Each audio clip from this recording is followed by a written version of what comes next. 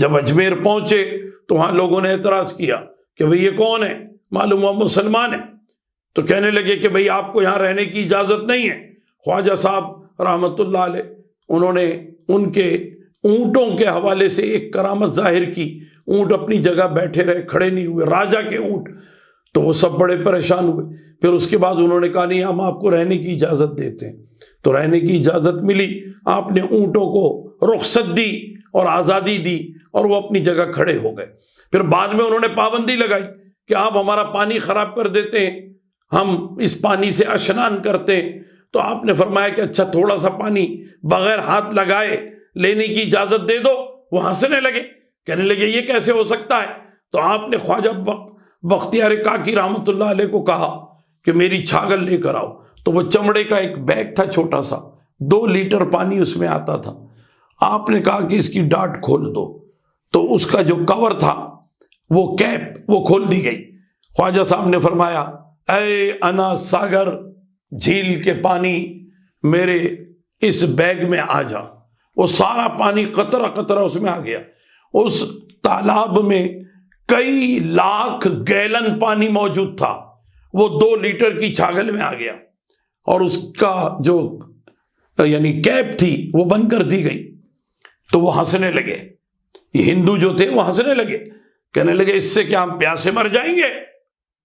تو خواجہ صاحب نے حکم دیا دوبارہ کہ اے راجستھان میں موجود دریاؤں کے پانی، آبشاروں کے پانی، جھرنوں کے پانی، ندی نالوں کے پانی اور لوگوں کے گھروں میں مٹکوں میں موجود پانی، راجا کے محل کا پانی، راجا کے پینے کا مٹکوں میں موجود پانی، میں تمام کو حکم دیتا ہوں معین الدین کی اس چھاگل میں آ جاؤ۔ اب آبشار بہہ رہی ہوتی ہے، ناظرین آپ نے دیکھی ہوگی، پہاڑ سے پانی نیچے گر رہا ہے، جیسے ہی آپ نے فرمایا ایک دم سے پانی رک گیا، نیچے گرنا بند، سارا پانی جو ہے اسی 2 لیٹر والی چھاگل میں آ گیا۔ وہ پھر ہنسنے لگے، کہنے لگے اس سے ہم کوئی پیاسے مر جائیں گے، ہمارے پاس مویشی موجود ہیں۔ خواجہ صاحب نے پھر حکم دیا، اور ابھی دیکھیے وہ کیپ نہیں کھول رہے اور حکم دے رہے، حکم دیا اے راجستھان میں بسنے والی اونٹنیوں، بھینسوں، گایوں، بھیڑوں، بکریوں، تم کو معین الدین کا حکم ہے تمہارے تھنوں میں ایک قطرہ دودھ باقی نہ بچے، سب میری چھاگل میں آ جائے۔ وہ ساری اونٹنیاں جناب خشک ہو، بھینس گائے سب۔ اب وہ 2 دن تو برداشت کیا، اس نے پوچھا راجا نے، میں سفید اونٹنی کا دودھ پیتا ہوں، وہ کہاں ہے بھائی؟ نہیں جناب وہ نہیں ہے، ایسا معاملہ ہو گیا، ایک مسلمان آیا ہے، اس نے آ کر کے ایسا کیا، سب پہ قبضہ کر لیا ہے، بڑی پریشانی۔ پھر اس نے جادوگر بھیجا، مقابلہ ہوا، جادوگر کی بھی بڑی مرمت ہوئی۔ خواجہ صاحب نے صرف اپنی کھڑاؤں شریف کو، اپنی نالین کو حکم دیا جا کر کے اس جادوگر کو، یہ اوپر اڑ کے جا رہا ہے، مجھے دکھا رہا ہے، اس کی پٹائی لگاؤ، نیچے لاؤ۔ اب اس پہ جو خواجہ صاحب کی پاپوش مبارکہ تڑا تڑ پڑی تو وہ نیچے اتر کے آ گیا، ہاتھ جوڑ کے بیٹھ رونے لگا۔ خواجہ صاحب نے کہا کلمہ پڑھ، اس کو مسلمان کیا۔ پھر بڑا جادوگر آیا، اس نے ایک چٹان پھینکی خواجہ صاحب پہ، خواجہ صاحب نے اپنا عصا آگے کر دیا اور وہ چٹان وہیں پر رک گئی۔ تو خواجہ صاحب کے ساتھ بڑے یہ معاملات پیش آئے۔ پھر اس کے بعد لوگوں کو جب عقل آئی ٹھکانے تو کہنے لگے کہ حضور دودھ واپس کر دیجئے، پانی واپس کر دیجئے۔ اب دیکھیے دودھ میں پانی ملائیں یا پانی میں دودھ ملائیں، وہ تو ملاوٹ ہو گئی، لیکن اب اس کو الگ کوئی کر کے بتائے۔ دنیا کی کوئی بھی فارماسیوٹیکل لیبارٹری اس کو الگ نہیں کر سکتی، مقدار بتا سکتی ہے کہ دودھ کتنا ہے، پانی کتنا ہے، یہ اس کی پرسنٹیج تو بتا دیں گے، الگ نہیں کر سکتے۔ خواجہ صاحب نے کیسے الگ کیا؟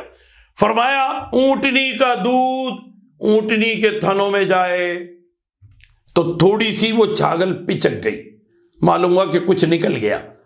بھینسوں کا دودھ بھینسوں کے تھنوں میں جائے، گائے کا دودھ گائے کے پاس جائے، بکری بھیڑ کا دودھ وہاں جائے، وہ سب دودھ الگ کر دیا۔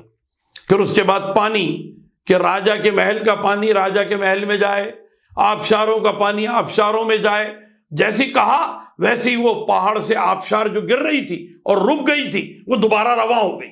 دریا جو بہہ رہا تھا خشک ہو گیا تھا وہ دریا بہنے لگا. سب کا پانی واپس کر دیا. انا ساگر جھیل کا پانی بھی واپس کر دیا. اور یہ کہ ایک ایک قطرہ واپس کر دیا. صادق و امین کے بیٹے ہیں خواجہ صاحب. ایسا نہیں ہے کہ ایک قطرہ خیانت ہو گئی ہو واپس کر دیا. لوگ بڑے حیران ہو، کہنے لگے ایسا علم ہم کو بھی عطا کیجئے. کہا مل جائے گا. کہا تو پھر دیجئے، کیا شرطیں ہیں؟ کہا گھروں سے نہا کر کے آ جاؤ. سب نہا کر کے آ گئے. سب کو بٹھا دیا، اپنی چادر تھما دی. یہ چادر پکڑو.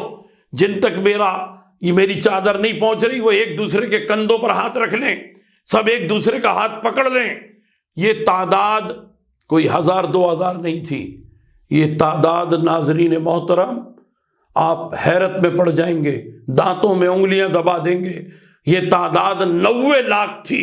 میرے خواجہ نے ایک ہی وقت میں 90 لاکھ لوگوں کو کلمہ پڑھا دیا اور ان کو مشرف با اسلام کیا.